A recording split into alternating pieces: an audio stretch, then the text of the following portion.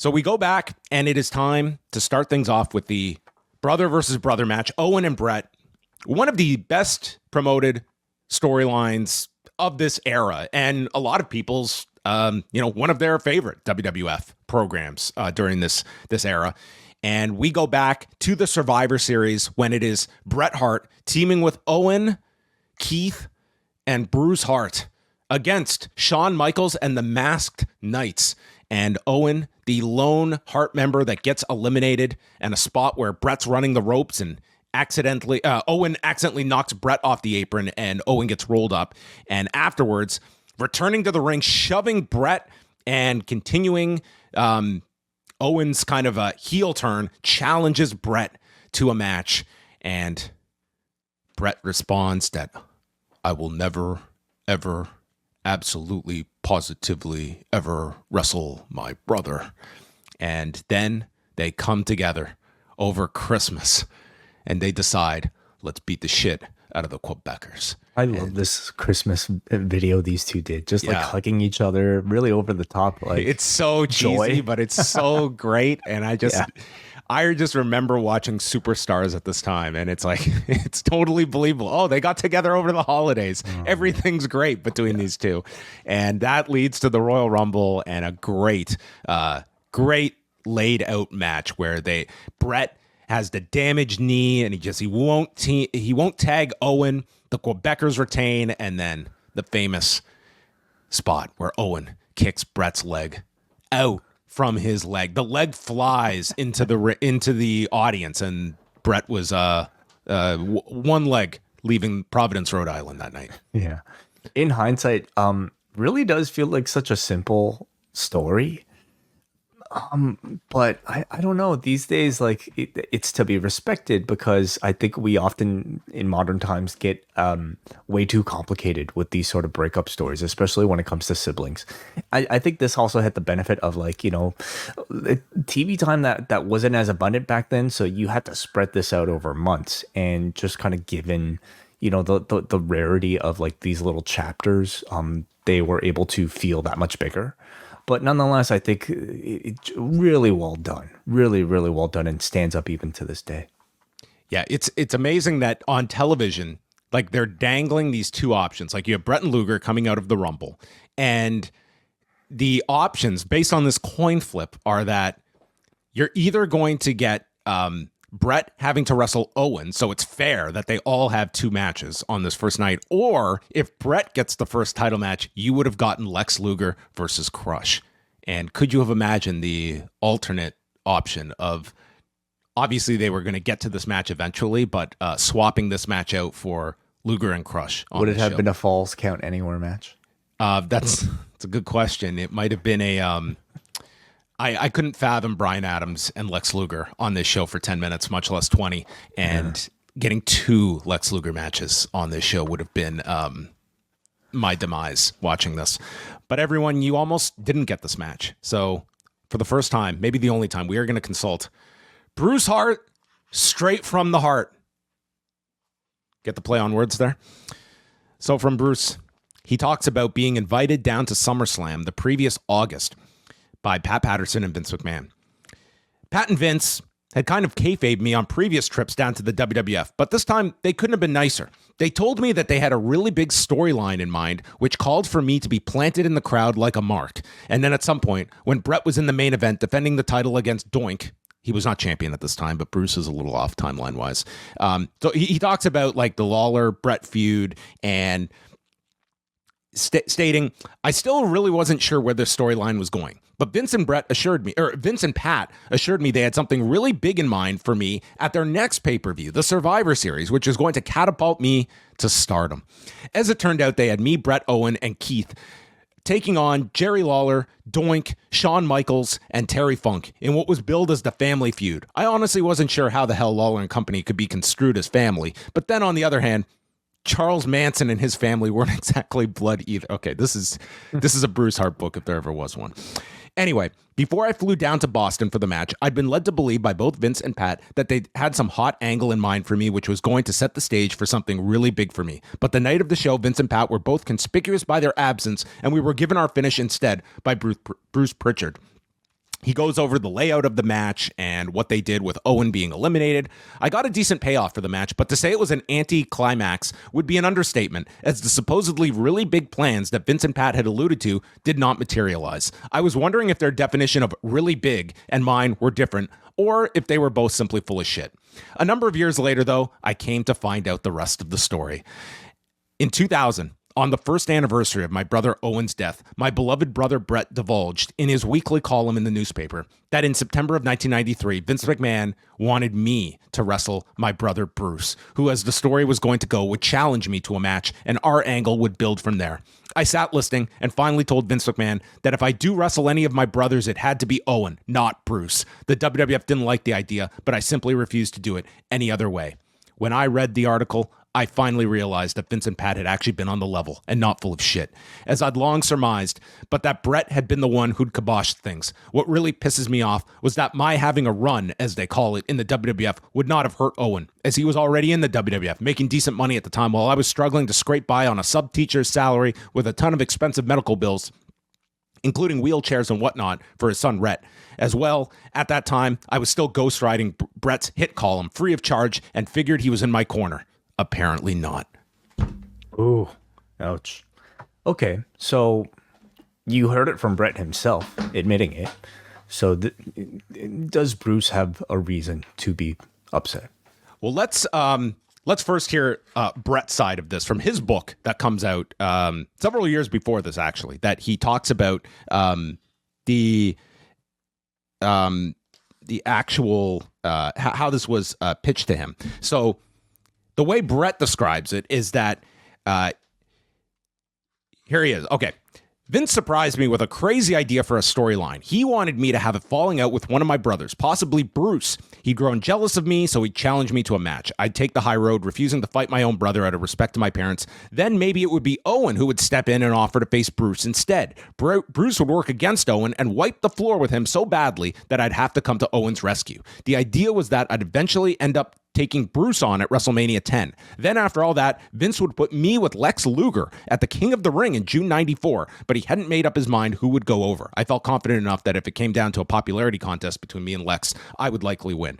I could imagine how devastated Owen would be to have Bruce beat him so handily. As badly as Bruce needed a shot in the arm, Owen was a better worker, and he really deserved this chance. I suggested that if I had a pretend falling out with any of my brothers, it should be Owen. Pat Patterson argued that Owen couldn't handle it, and I suddenly realized that for all those years, it was probably Pat who had kept Owen down. I had no idea why, but maybe Pat thought he wasn't big enough to make a huge impact with the fans. I insisted that Owen could do it, assuming I agreed to any of this. Vince raised his index finger as he ran it through his mind. Hold on a second, Pat. Maybe he's right. Owen would be just fine. I said I'd think about everything and get back to them in a few days. And ultimately, I feel Bret made the right call here. I mean, Bruce as a heel, I don't think that there is nothing to this in terms of a story. But the proof was, like, this made Owen's career in WWF, this program. And I can't say that Bruce would have been a long-term player, regardless of how this played out. But I guess you'll never know. We but don't know.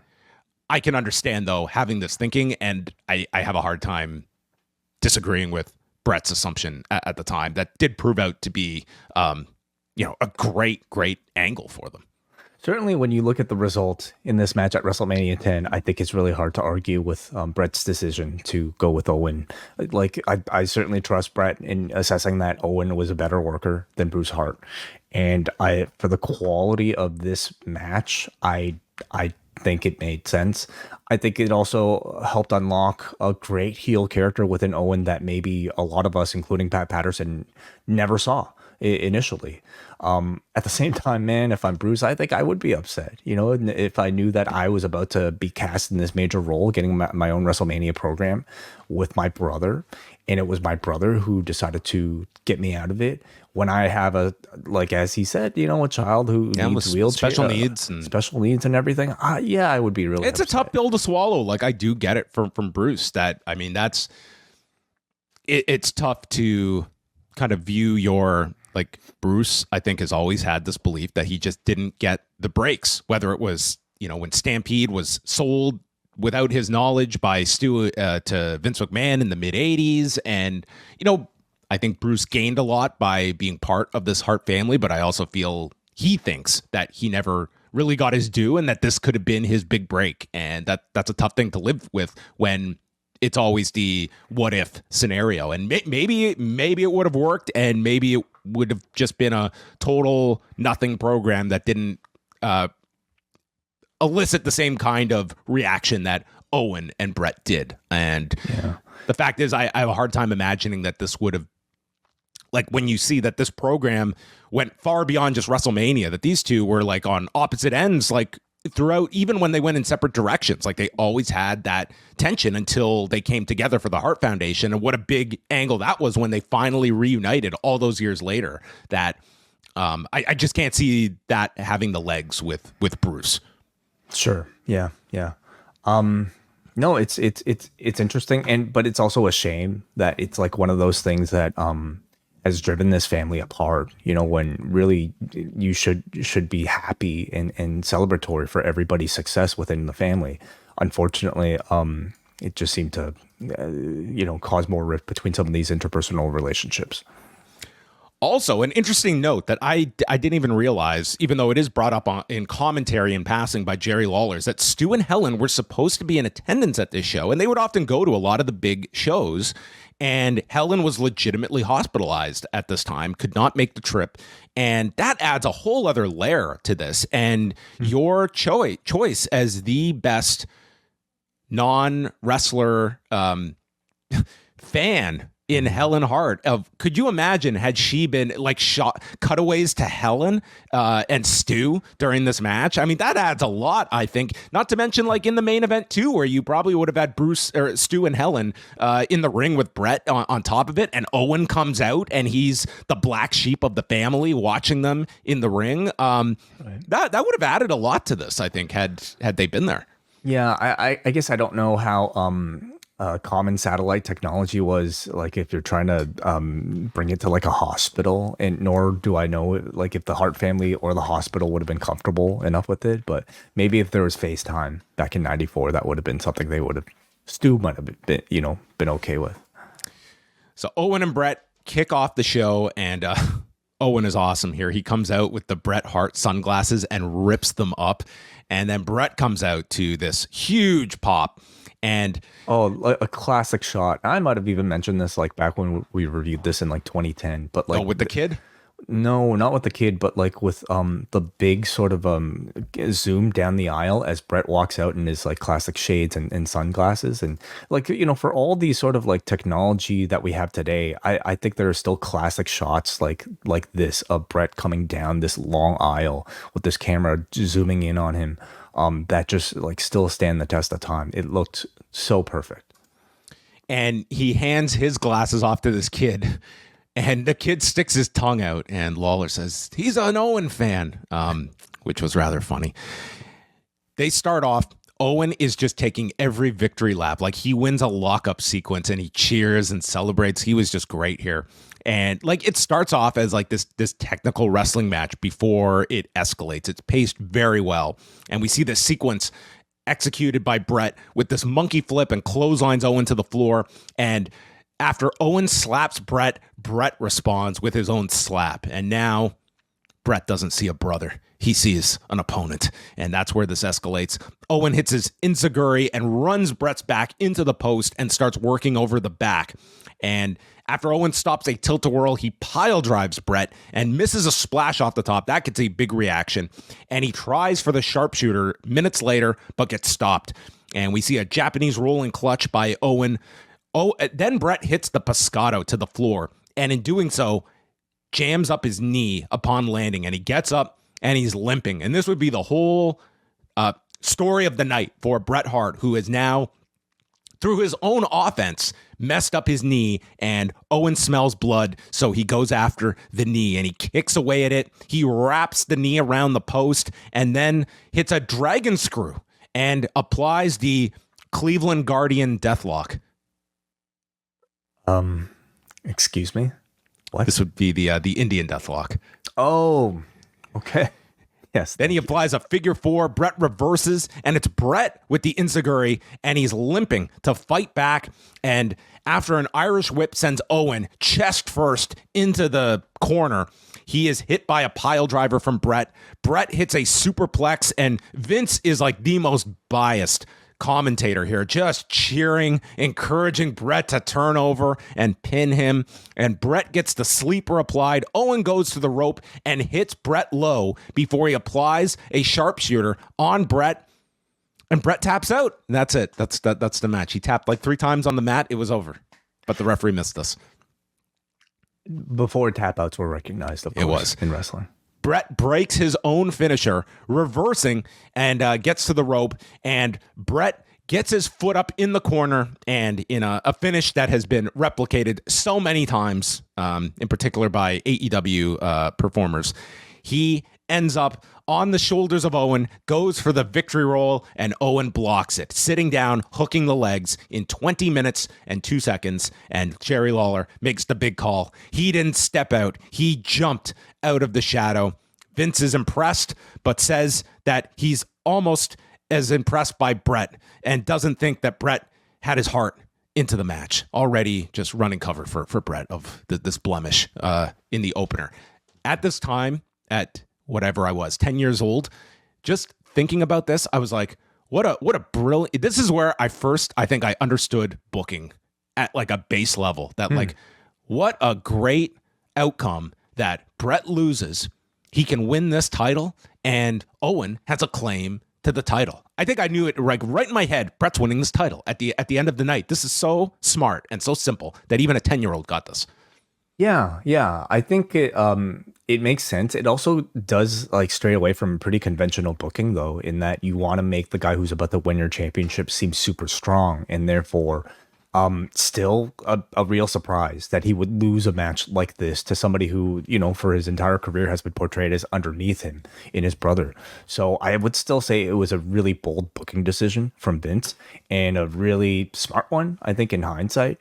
The match itself, I think, is a classic. It's an outstanding technical wrestling match, not with any bells and whistles, just great back and forth work, good body part psychology, and I would say above all, a really strong sense of brotherly rivalry here. Like, this had the energy of a big brother versus a little brother, like scrap, you know, in your backyard, but except with unbelievable wrestling technique, great counters, and just, I think it's part of the reason why a match like this and so much of Bret and Owen's work still holds up to this day.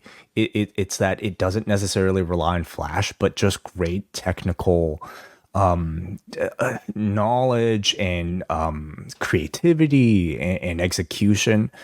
So this is absolutely a match that I think still holds up, and for many would be the best match of the show. And on this day, like just reading a lot of the coverage coming out of this show from The Torch, from The Observer, like it was pretty much the consensus was the match of the show was the ladder match. But I would say today, I think people look at this match as the one that holds up the most. And I think some of that is just the ladder match has just been built upon so much that it's almost like this primitive form of the match that you have to understand people that were watching that in the context of 1994 that had never seen anything like that. It's going to have that immediate impact over just a really well wrestled match. But I mean, I would argue like this match is at minimum on par, and I don't think it's a crazy argument. Like this surpassed Savage Steamboat as the best WrestleMania match people had seen up until this point. And you could certainly say like you have a show that has two of the best matches in company history up to this point in 1994. Yeah, and vastly different. The fact that you could even have an argument about which one is the better match when you're talking about two of the best matches ever to take place, maybe in the company's history, but certainly in WrestleMania, I think is unbelievable for both of those to happen on the same night within an hour of each other. I like to think of maybe the latter match as like, you know, it's the great sort of technological advancement of its time that's very impressive. Whereas I think Bret and Owen is more of like your classic car that like still maintains its sort of like prestige and allure. Like that's kind of timeless. So again, depending on your taste, you might have preferred one over the other, but the fact that we got them both on the same night is pretty amazing, I'd say. And my last point is that I would, in most cases, look at Bret in this scenario that he's got a lot of weight on his shoulders going into this, that he was the one who pushed for Owen and really has to deliver and make his recommendation pan out, that they deliver on this when it was not the original intent. Yeah.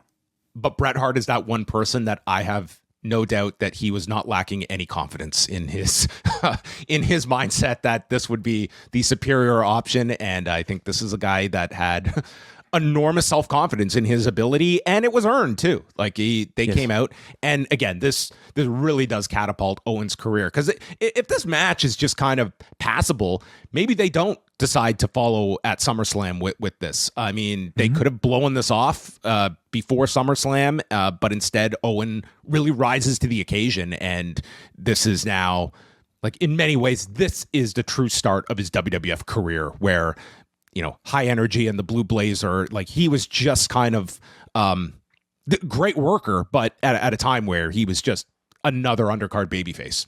Kind of goes back to the Bruce argument, you know, like if Owen was booked to be ranked under, if Owen was booked to job to Bruce, and it would kind of be stuck at that level where he's just sort of like the third, you know, Hart brother that is not impressive at all. I mean, that would have greatly affected, I think, his trajectory. Yeah. And some of Bret's notes on this from his book is that they got together 3 days before this to go over the match in the dungeon. And I guess Bret had one version of the match outlined, and then 3 days before they just put together a whole different match than they had envisioned. And this would be the end product. And when they got to the back, they got a big congratulatory response from everyone in the back. I find it pretty amazing that, like, a match that I think was this technical, like, garnered that sort of reception from this audience, you know, because, like, I don't know if this company had really made its name on this style of wrestling at all up until this point. So the fact that, like, these people, this audience in MSG were, like, so with the back and forth and every, you know, instance of a submission hold, and I was actually pretty impressed.